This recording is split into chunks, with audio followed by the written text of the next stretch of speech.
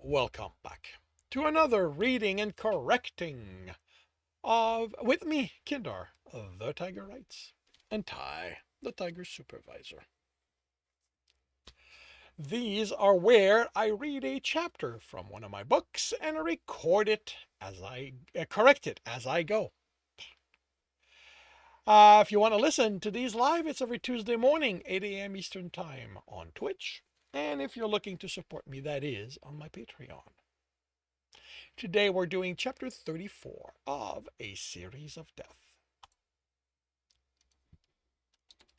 Gorek Shiningpelt's house was like the others in the neighborhood, large enough for 5 or 6 people, with a yard where cubs would roam and learn to stalk one another. The houses were in a calming brown and green with blue highlights. As far as Marlot could tell, they'd been designed by one company who had gone with one model for every house there. The difference he saw, larger windows, different landscaping, or shine and spell two-car garage, had to have been done after the fact by the owners. The garage had to have cost the lion a few bedrooms, considering he hadn't increased the size of the structure. Marlot parked in the indicated visitor parking in front of the houses, locked the doors, and headed for the entrance. The grass was trimmed and perfect. Shiningpelt either spent a lot of time or money caring for it. He buzzed the door, and there was motion on the other side, as well as an indistinct raised voice from deeper in. It opened, and a muscular cougar looked him over. "Yes, can I help you?" He had a white shirt and pants that hugged his body. "I'm looking for Gorek Shiningpelt," Marlot answered. He considered providing his ID as an RI, but decided against it. This wasn't his territory, and he didn't want to risk the local RI asking what he'd been doing here if he was unable to keep Algarinam from killing the lion. The cougar looked over his shoulder, and Marlot glimpsed an empty corridor reaching deep into the house. "What is this about?" the courier asked, a slight tremble in his voice. "Mr. Shiningpelt lost his ID. Lost ID card was sent to me by mistake. I'm returning it."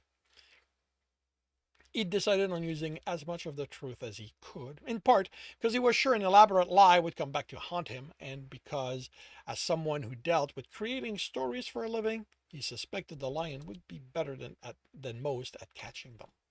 "Oh, finally," the cougar whispered with a sigh. He extended his hand. "I'll give it to him." Marlot couldn't help smiling as he took it out. "I take it he's been a wreck about it?" The cougar winced and looked over his shoulder again. "Something like that," he whispered. "If you don't mind, I'd like to hand it to him myself. I have questions for him." "Are you with the enforcers?" The cougar voice was neutral, but his expression and scent were hopeful. "No, I'm just trying to solve the mystery of why I'm getting other people's lost card. His isn't the first. I'm hoping that finding out the circumstances around when he lost it will help." The cougar's expression cracked, and Marlowe thought he saw fear in it before it turned into something neutral. "All right, if you'll follow me." He led Marlowe to a living room, limping as he walked. "Just wait here. I'll tell Gorek you're here." Marlowe noticed the air lacked almost all scent. He found the vent large, much larger than what he'd expect in a home. Shiningpelt liked his hair clean and borderline sterile, maybe a result of working around people who had to act and lie for a living. The couch and chairs looked ordinary, as if they weren't supposed to be noticed. Then he caught the pictures on the wall and realized that might be the case.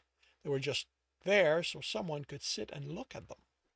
A quick count told him there were over 40 of them, all of a dark-furred lion with his arm around the shoulders or waist of another male. They might go back as much as 3 decades by how young Shiningpelt was in some of them. The other males in the pictures with him were of varying species, but they were all muscular predators. The male had a definite type, and a look of adoration on their face as they gazed at the lion. Muddle's heart tightened as they made him remember what he'd had with Trembor. A raised voice made Marlot look toward the entrance of the living room. "What have I told you about answering the door?" The voice was deeper than the cougar, Shiningpelt. "What if that had been some predator here to eat me? What would you have done, maimed as you are?" Marlot winced. The lion was definitely on edge. Just how long had he been without his card? He had to have realized quickly he'd lost it. But he brought your ID, the cougar replied softly enough. Marlot had to move closer to the hall and still strained to make out the word. Oh, you know that for a fact? The lion cheered. Did you even see it? He took it out, the cougar replied, his voice trembling. But did you see it was mine? The silence stretched. Marlot hadn't shown it to the cougar, he realized. He'd gone from him talking about it to the cougar escorting him to the living room. Why do I even... Another silence and a sigh. I'm sorry. Shining Pale sounded like he had his anger under control now. You know I didn't mean that. It's just that I'm a wreck, and you go and do something stupid like answering the door without checking with me first. I'm sorry. The cougar sounded like he was crying. Don't cry. You know I hate it when you cry. Another long silence. Stay here. I'll see to that. You said he's a wolf, right? I'll see to him. Then we can talk about this bad habit of yours to just invite anyone into my house. Marlot returned to looking at the pictures, ears burning as he realized he'd eavesdrop on a private conversation. They probably didn't realize the sound carried this far. It was comforting to find out Shining Pel's life wasn't as perfect as the neighborhood he lived in tried to say it was. But then again, whose life was? He saw Trembor walking away from him again, felt the pain. Davan tells me you received my ID? Marlot startled, ears folding back. How had the lion moved so quietly? He turned and his breath caught. Shining Pelt was shirtless, his well-defined muscle on display under the short brown fur. The lion flexed them slightly as Marlot looked at him, making them more defined. He wore gray canvas pants that weren't as tight as the cougar's, but still outlined his package well. Marlot shook himself and brought his gaze back up. The lion smiled at him. You have good taste. Marlot handed the card over instead of answering. The lion turned it in his hand. Handed the card, turned it in his hand. And this was sent to you instead of me? Marlot shrugged. There's a glitch in the system as far as I can tell. I'll let the revenue department know about it, but it's not fixed yet. He took out his pad and brought up the picture of Algarinam he'd gotten off the camera at the entrance of Grebor's gym. It wasn't a good picture, being a profile, but it was the only one he'd found with even a little of the hair's face.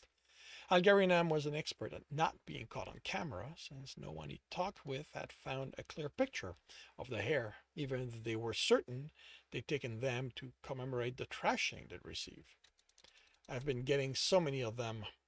I've begun thinking someone might be taking them, and a few of the people I returned them to remember seeing a hair. He showed the lion the image. Why would anyone steal my ID just to mail it in? The lion took the pad and looked at the image. Wouldn't they use it? Mine would give them access to plenty of places. Marlot shrugged. I don't know. Maybe he thinks it's just a prank. His way of getting back at predators for the stress he feels. For all I know, he works for the revenue department, and it's his way of highlighting the faulty system. Did you see him around the time you lost your ID? Shining Pearl shook his head. Shouldn't this be someone in the revenue? Something the revenue people handle, or the enforcers? Are you sure? Marlot asked. No matter how good the hair was at avoiding cameras, he couldn't turn invisible. I don't pay much attention to his kind. Marlot reached for the pad, but the lion caught his hand and held it as he placed the pad in it. I think, the lion said, eyes on Marlot's, that if one of them tried to steal from one of us, they wouldn't survive it. Marlot gently pulled on his hand, but the lion didn't let go. He might be good enough not to get caught. The lion snorted. Them? Good at something? Do you really believe that, or are you simply being the kind to pray because it's expected? Marlot swallowed. Why was he nervous all of a sudden? The lion smiled. Maybe no one's bothered because there's much tastier treat out there than that, right? I guess there is. Marlot pulled on his hand again, a little harder, but the lion's grip was firm. I'm going to need my hand back, he said, chuckling nervously. How? The lion licked his lip. And what would you do with it if I gave it back? The tongue still poked out of the lion's lips a little. The smile and the glint in the eyes made it clear that whatever the lion thought Marlot might do, it was to him and it would be pleasurable. Marlot realized the lion was coming on to him and was confused by it. Aren't you with someone? He asked, before remembering that lions weren't all monogamous. What does he have to do with? Correct looked Marlot over, but whatever had been happening between them, the question had broken it. Of course, I'm sorry. I didn't mean to imply. He trailed off, then smiled, but the suggestiveness was gone from it. I'm sorry I couldn't help with catching this thief, but thank you for bringing my ID back. Is there anything else you'd like me to help with? Marlot shook his head and himself, trying to understand what had happened, other than the obvious, as the lion released his hand. Then there's someone I should attend to, Shining Pell said, motioning Marlot towards the room's exit. Marlot had begun turning to follow the lion's instruction, then stopped, noticing one of the framed pictures on the wall. It was Shining Pelt with another lion. Both were young, so young Marlot initially doubted it was him, but the golden fur, light brown male, the love in those eyes, even if it was directed at the dark-furred lion instead of Marlot, there was no mistaking that. Ah. Shining Pelt purred in his ear, sending shiver down Marlot's spine. I was right. You do have good taste. The lion ran a finger over the golden-furred lion, which meant he had to lean forward and press against Marlot, who found he couldn't move, even though he knew he should make room for the lion. He was wonderful. The lion said wistfully, I'm sorry I ever let him go. Marlot swallowed as a shiver turned into his hackle rising. Suddenly, he didn't want to be in this house anymore. In fact, he wanted to be as far from this lion as possible. And this concludes chapter 34 of A Series of Death. If you are enjoying this, please leave a like. If you want to know when the next chapter is going to be up, subscribe and hit the bell. If you want to read the book, as well as the others in the series, they are available at all major e-retailer. If you're looking for a different way to support me, that is on my Patreon, where you can also get access to just about everything else I've written.